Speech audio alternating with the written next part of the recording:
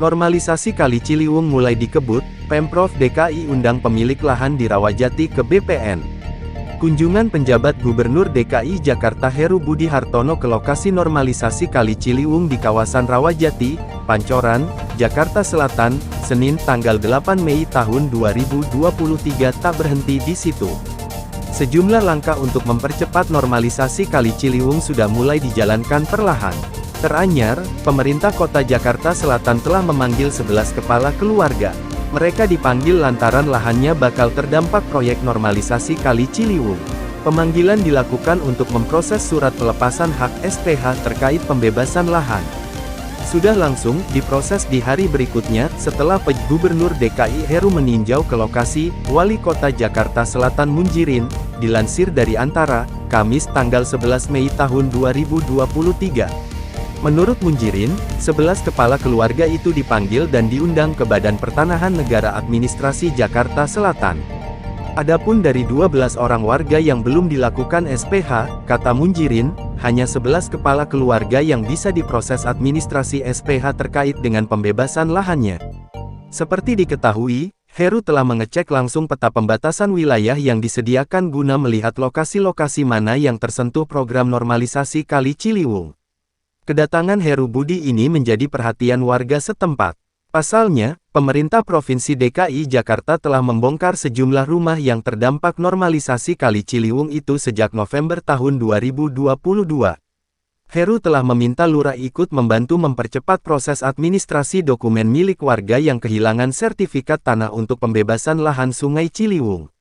Saya minta lurah-lurah percepat, membackup kalau warga ingin meminta surat keterangan hilang, ucap Heru Budi, Selasa tanggal 9 Mei tahun 2023.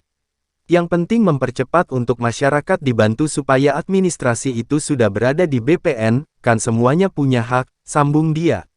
Pemprov DKI memberikan dua opsi bagi warga yang akan digusur untuk proyek normalisasi Kali Ciliwung. Pertama, bagi warga yang terdampak tetapi memiliki hak lahan, mereka akan mendapatkan uang ganti rugi. Pemprov DKI telah menyiapkan anggaran 700 miliar rupiah. Kedua, warga yang tidak memiliki hak lahan akan dipindahkan ke rumah susun. Adapun pembebasan lahan itu akan dilakukan di 4 kelurahan, yakni Cililitan, Jakarta Timur, 0,8 hektar, Rawajati, Jakarta Selatan, 1,5 hektar, Cawang, Jakarta Timur, 2,25 hektar, dan Kampung Melayu, Jakarta Timur, 1,95 hektar. Sempat mandek di era Anies dalam 5 tahun terakhir masa kepemimpinan Anies Baswedan sebagai Gubernur DKI, program normalisasi Kali Ciliwung sempat mandek. Hal tersebut bahkan diakui Wakil Gubernur DKI di era tersebut, Ahmad Riza Patria. Ia mengatakan, program mengatasi banjir itu belum maksimal karena sulitnya pembebasan lahan di bantaran sungai.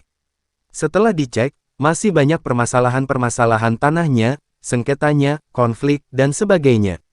Kami hati-hati, kata Riza di Balai Kota DKI Jakarta, Kamis tanggal 13 Oktober tahun 2022.